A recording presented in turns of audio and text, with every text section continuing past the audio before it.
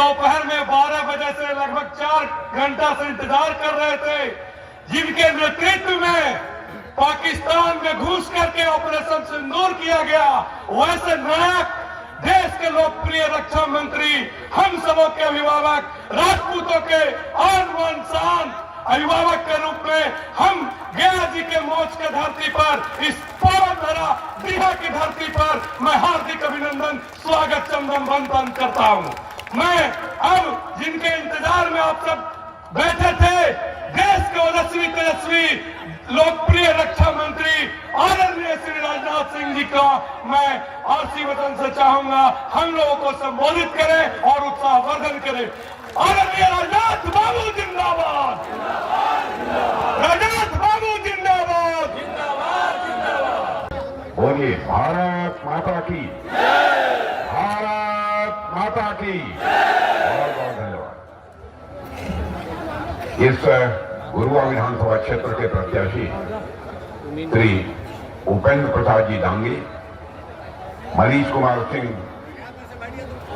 गुरुआ विधानसभा के प्रभारी श्री प्रेम प्रकाश जी उर्फ चिंटू शर्मा भाजपा जी अध्यक्ष, श्री सिद्धनाथ जी मिश्रा प्रभारी, अमित कुमार दांगी राष्ट्रीय पिछड़ा वर्ग, अनिल शर्मा जी क्षेत्रीय पालक, डॉक्टर अनुज उपाध्यक्ष, श्री विजय कुशवाहा, श्री सुधीर कुमार वर्मा, श्री पंकज दांगी, श्री सुरेंद्र माझी जिला परिषद, श्री चंद्रेश्वर माझी, राणा संतोष सिंह मुखिया, अमरदेव सिंह जी जनसंघ के बड़े पुराने कार्यकर्ता रहे, और यहाँ मौजूद मेरे सभी सम्मानित बहनों एवं भाइयों, शायद इस स्थान पर किसी सार्वजनिक सभा को संबोधित करने के लिए पहली बार मैं आप लोगों के सामने खड़ा हुआ हूं।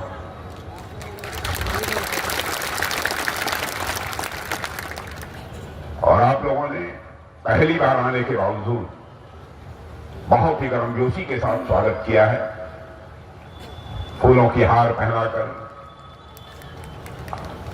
अन्य तरह तरह से आपने स्वागत किया है। लेकिन भारत की परंपरा है और शिष्टाचार का तकाजा भी है, स्वागत, अभिनंदन और सलाम दुआ कभी एक तरफा नहीं होना चाहिए। इसलिए मैं भी अपनी तरफ से शीश झुकाकर आप सभी बहनों भाइयों का हार्दिक अभिनंदन करता हूं, आप सभी का स्वागत करता हूं। आज मेरे साथ यहां पर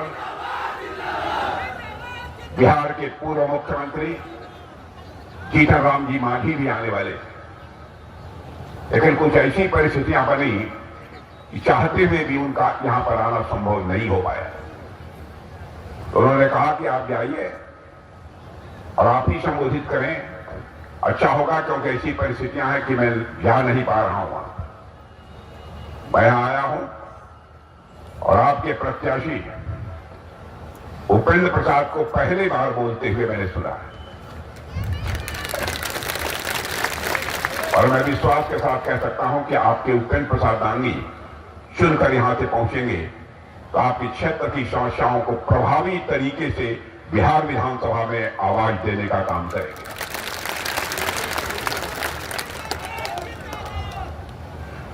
मेरे बहनों भाइयों, बिहार में लंबे समय तक आप लोगों ने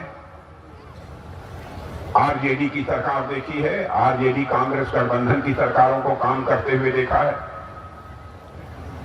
और पिछले 2 दशक से आप श्री नीतीश कुमार जी के नेतृत्व में सरकार को काम करते हुए देख रहे हैं। मैं समझता हूं सामान्य व्यक्ति भी सहज रूप से इसका अनुमान लगा सकता है दोनों सरकारों में अंतर क्या है। आज यदि आप बिहार के बाहर जाते हैं तो आप कहते हैं आइए ना एनडीए के बिहार में, हमारा विकसित बिहार में। पहले नहीं कहते थे, आज कहते हैं कि आइए ना हमारे एनडीए के बिहार में, हमारा विकसित बिहार में। और बहनों भाइयों, पहले क्या हालत थे, आरजेडी और कांग्रेस के लोग कहते थे आइए ना हमारा बिहार में, ठोक देंगे कपार में। हालात ऐसे थे, जंगल राज, जंगल राज।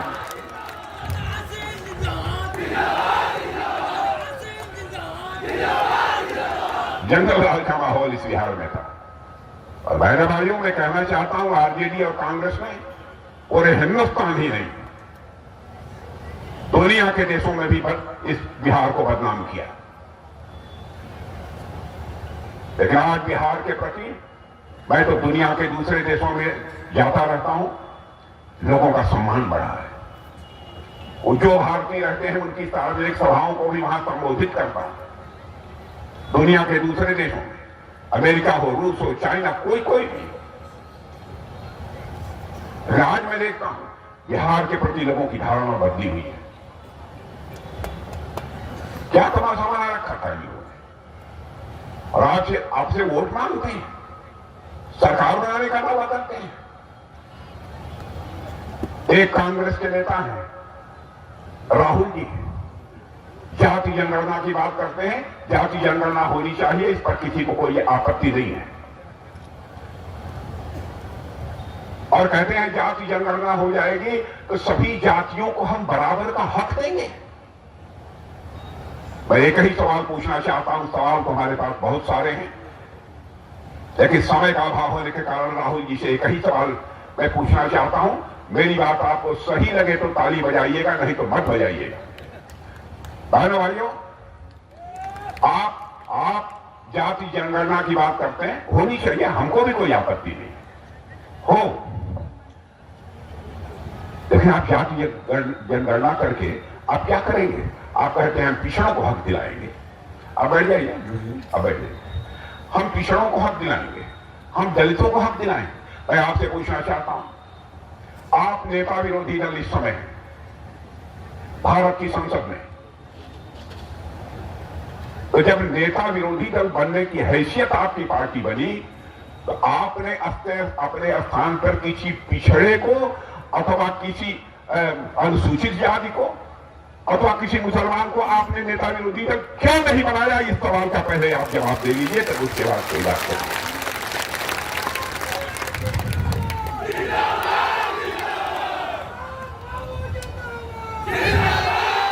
भाइयों, समाज की आंखों में धूल झोंक कर लंबे समय तक राजनीति नहीं की जाती।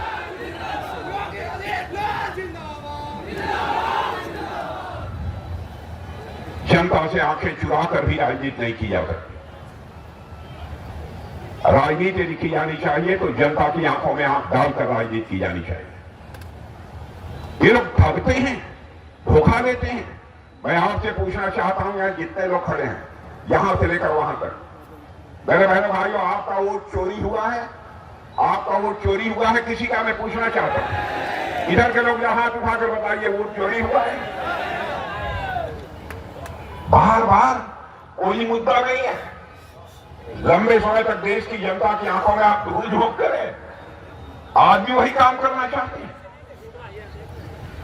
आपकी सच्चाई को जनता समझ चुकी है। तरह तरह के नाटक इन लोगों के द्वारा किए जाते हैं। आपने देखा होगा कि आज के कुछ दिनों पहले एक तालाब में डुबकी लगा रहे थे, देखा था कि नहीं टेलीविजन पर? डुबकी लगा रहे थे।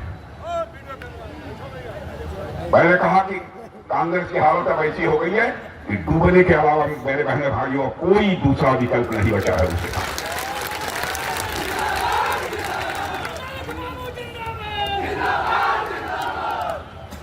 यदि राजनीति की जानी चाहिए, सच्ची राजनीति मेरे बहने भाइयों सच बोलकर ही की जा सकती है। झूठ बोलकर लंबे समय तक राजनीति नहीं की जा सकती। राजनीति यह शब्द ही दो शब्दों को मिलाकर बना हुआ है, राज और नीति। यह नए धातु से बना है, नीति, जिसका अर्थ होता है ले जाना, किस ओर ले जाना। ऐसा राज, ऐसी राज व्यवस्था, ऐसा पॉलिटिकल सिस्टम जो समाज को सन्मार्ग की ओर ले जाने का काम करे, उसे ही हम राजनीति कहते हैं। विडंबना यह है, यह राजनीति शब्द आज अपना अर्थ भी खो चुका है, भाव भी खो चुका है। मर्यादा पुरुषोत्तम भगवान राम ने भी राजनीति की थी। समाज की अंतिम सीढ़ी पर बैठे हुए एक व्यक्ति के द्वारा मां सीता के ऊपर बेबुनियाद और निराधार आरोप चस्पा कर दिया। अपनी मां सीता को भी मर्यादा पुरुषोत्तम भगवान राम, जो मां सीता मर्यादा पुरुषोत्तम भगवान राम की प्राणों से प्यारी थी, उस मां सीता को भी अग्नि परीक्षा से गुजरने के लिए भगवान ने मजबूर कर दिया।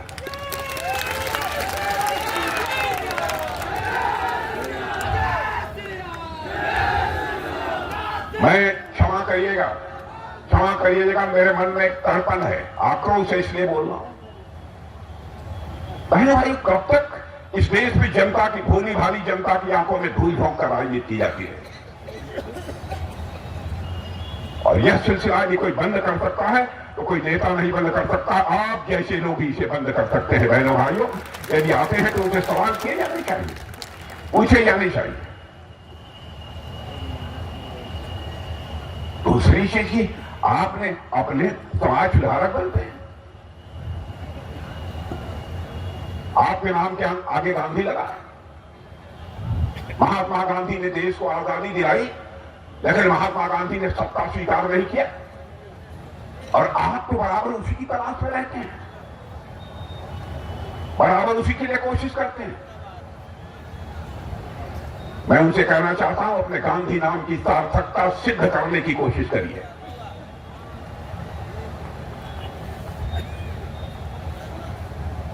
वोट चोरी हो गई, वोट चोरी हो गई। अरे कहां बताओ तो कहते हैं मैं एटम बम फोड़ने वाला हूं, कभी कहते हैं मैं हाइड्रोजन बम फोड़ूंगा। भाई पटाखा भी नहीं फोड़ पाया आज तक, एक पटाखा भी नहीं फोड़ पाया, हाइड्रोजन बम क्या फोड़ेगा?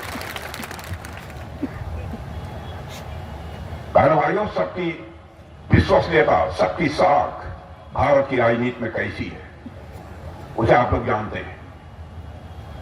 नेता राजनीतिक दलों की करनी और करनी में अंतर नहीं होना चाहिए। आप कह सकते हैं कि राजनाथ सिंह, आप यहां खड़े होकर बोल रहे हैं, क्या आप अपनी पार्टी के बारे में दावा कर सकते हैं? हमारे यहां व्यक्ति गलत हो सकता है, पार्टी गलत नहीं हो सकती।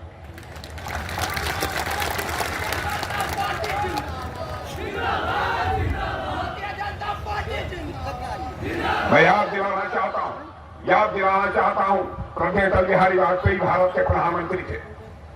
मेरे बहनों भाइयों, एक वोट से उनकी सरकार गिर गई। प्रधानमंत्री थे, चाहते तो 20 सांसदों को खरीद सकते थे, अपने पक्ष में खड़ा कर सकते थे, लेकिन उन्होंने कहा सरकारें तो आएंगी, सरकारें तो जाएंगी, लेकिन देश रहना चाहिए। दिया हमारे अटल बिहारी वाजपेयी ने कहा। और आज सत्ता हासिल करने के लिए लोग खरीद फरोख्त करते हैं, सांसदों विधायकों की खरीद फरोख्त, और ये लोग हम लोगों को पाठ पढ़ाएंगे। और वे बराबर घोषणा पत्र जारी करते हैं, लेकिन घोषणा पत्र में किए गए अपने वादों को पूरा नहीं करते। हम लोगों ने भी घोषणा पत्र जारी किया। मेरे बहनों भाइयों, मैं विनम्रतापूर्वक आप सभी लोगों से निवेदन करना चाहता हूं, घोषणा पत्र को देखिए, जो कहा है वो करेंगे, चाहे उसके लिए जो भी कीमत चुकानी पड़े। यह सामान्य घोषणा नहीं है, घोषणा पत्र नहीं है, यह जो अटल प्रतिज्ञा है।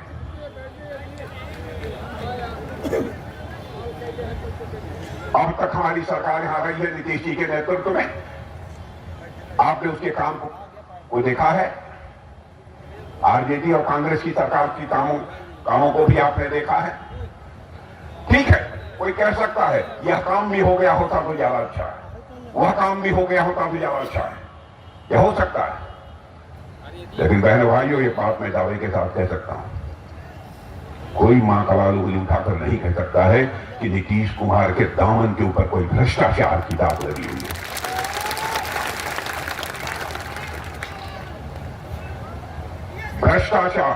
भ्रष्टाचार भाषण देकर समाप्त नहीं किया जा सकता। भ्रष्टाचार को यदि कम करना है, समाप्त करना है, तो सिस्टम में बदलाव लाकर, व्यवस्था में बदलाव लाकर ही भ्रष्टाचार को कम किया जा सकता है, अथवा समाप्त किया जा सकता है। आप ये पूछेंगे कैसे? मैं एक सवाल करना चाहता हूं, व्यवस्था में परिवर्तन ला दीजिए, सिस्टम बदल दीजिए, भ्रष्टाचार कम हो जाएगा, समाप्त भी किया जा सकता है। जैसे ये बताइए, प्रधानमंत्री किसान सम्मान निधि के अंतर्गत आप लोगों को 6,000 रुपया खाते में आता है कि नहीं आता है? आता है ना? बहन भाई उसे 1 रुपया भी कोई खाने पाता है? भाई ये 6,000 रुपया जो आता है 1 रुपया भी कोई खाने पाता है? माताओं बहनों को जो 10,000 रुपया नीतीश कुमार जी ने की एनडीए सरकार ने दिया है उसमें से किसी 1 पैसा किसी ने खाया? मैं पूछना चाहता हूं, आप 10 का 10,000 पहुंचा है कि कम हुआ है? 10,000 का 10,000 ना। बहनों भाइयों ने हमारी बात सही हो तो एक बार हाथ उठाइए और ताली बजाइए कि सही हो तो, न हो तो बजाइए। इसीलिए मैं कह रहा हूं, यदि हम लोगों किसी आदमी के द्वारा लेखपाल, पटवारी, एसडीएम, डीएम इनके द्वारा यदि हम भेजते उसमें आधा 2/3 ऐसे बीच में ही चला जाता। मैं किसी व्यक्ति पर आरोप नहीं लगा रहा हूं, व्यवस्था की बात नहीं कर रहा हूं। ऐसे ही भ्रष्टाचार को इस हिंदुस्तान में कोई कम कर सकता है अथवा काफी हद तक अंकुश लगा सकता है तो केवल एनडीए ही लगा सकती है और कोई दूसरा नहीं लगा सकता, क्योंकि इनकी नीयत में खोट है। आज हमारा एनडीए के नेतृत्व में हमारा बिहार जितनी तेजी के साथ आगे बढ़ रहा है, क्या पूछना, इसकी चर्चा बाहर भी होने लगी है। इसलिए मैं आप सभी से निवेदन करने आया हूं कि बहनों भाइयों, आपका समर्थन हम सबको प्राप्त होना चाहिए। हमारे प्रधानमंत्री मोदी जी को भी सरकार चलाते हुए पिछले 11 वर्षों से आप देख रहे हैं। याद दिलाना चाहता हूं 2014 की आपको, उस समय जो हम लोगों ने कहा था करके दिखाया।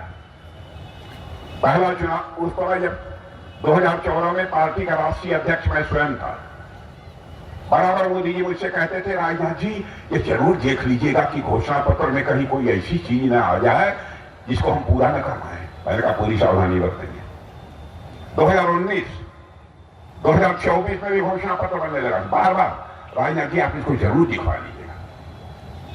हमारा प्रधानमंत्री इस हद तक सोचता है जो बातें कह दी जाए, लिख दी जाए, वो अटल होनी चाहिए, वो होकर रहनी चाहिए। इस कारण वो चिंता करता है।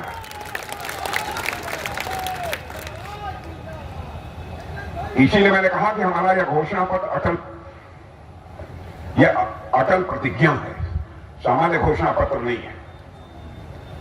और आपने देखा कि इस तरीके से हम लोगों ने सरकार चलाई है। बहनों भाइयों, सारी दुनिया में भारत की प्रतिष्ठा बढ़ी है, भारत का कद ऊंचा हुआ है।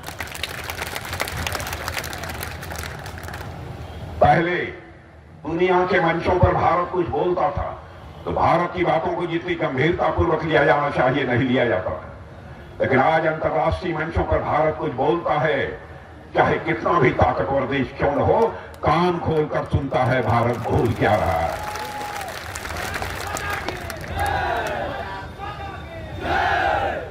धन दौलत के मामले में भारत दुनिया में गरीब गिना जाता था, गरीब देशों की कतार में हम खड़े थे।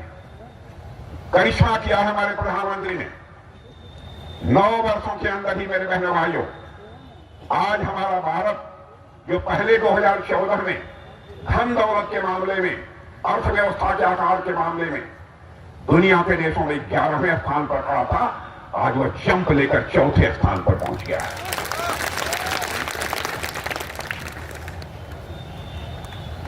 मैं नहीं, दुनिया की मानी जानी फाइनेंशियल फर्म्स, आर्थिक संस्थाएं यह दावा कर रही हैं, भारत जितनी तेजी के साथ आगे बढ़ रहा है, भारत यदि ऐसे ही आगे बढ़ता रहा, 1.5 साल के अंदर धन दौलत के मामले में यह भारत दुनिया के देशों में 3रे स्थान पर आकर खड़ा हो जाए। हम ऐसे ही नहीं कहते कि हम बिहार को विकसित बिहार बनाना चाहते हैं, भारत को हम विकसित भारत बनाना चाहते हैं।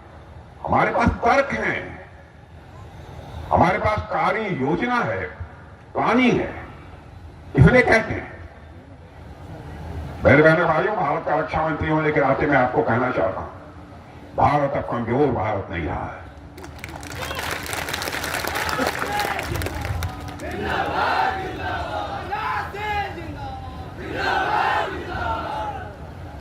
जो हमको छेड़ेगा हम उसको छोड़ेंगे नहीं।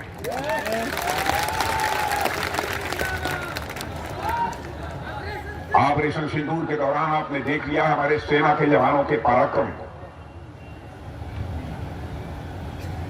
बताइए, हमारे पड़ोसी देश पाकिस्तान से कुछ आतंकवादी चोरी छिपे भारत की सीमा में घुस जाते हैं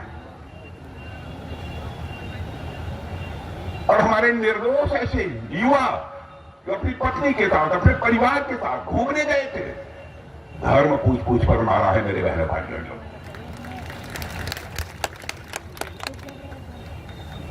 लेकिन उसके बाद एक बैठक हुई, मैंने पूछा अपने सेनाध्यक्षों से, बताइए ऑपरेशन करना है, तैयार है? बहनों भाइयों, क्षण भर की देर नहीं लगाई, तीनों हमारे अध्यक्षों ने कहा कि तैयार हैं। प्रधानमंत्री जी के साथ हम लोग बैठे, प्रधानमंत्री जी को सारी जानकारी थी, प्रधानमंत्री जी ने फिर भी सबकी सुनी, सुनने के बाद कहा कि आप लोग आगे बढ़िए, आपको खुली आजादी है, जो भी करना चाहते हैं वह करिए। और आपने देखा बहनों भाइयों उसके बाद क्या हुआ। हम लोगों ने केवल आतंकवादी ठिकानों को ही टारगेट किया, पाकिस्तान की जनता को हमने टारगेट नहीं किया। और हम लोगों को हिंदू मुसलमान के आधार पर लोग देखते हैं।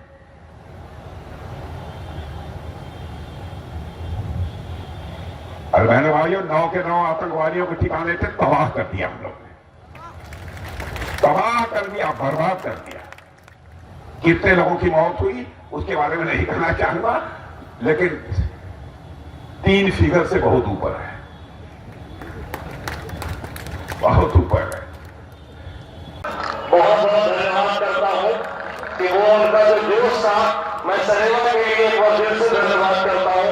और अमरदेव बाबू जी जो इस क्षेत्र के जनसंघ के कार्यकर्ता हैं, जिन्होंने भाजपा को यहाँ सीटा है, उनका भी बहुत बहुत धन्यवाद करता हूँ कि उनके मार्गदर्शन पे और उनके दिशा निर्देश पे ये सरेवा गांव पूरा चल रहा है। सरेवा के जनता को मैं दिल से आभार प्रकट करता हूँ।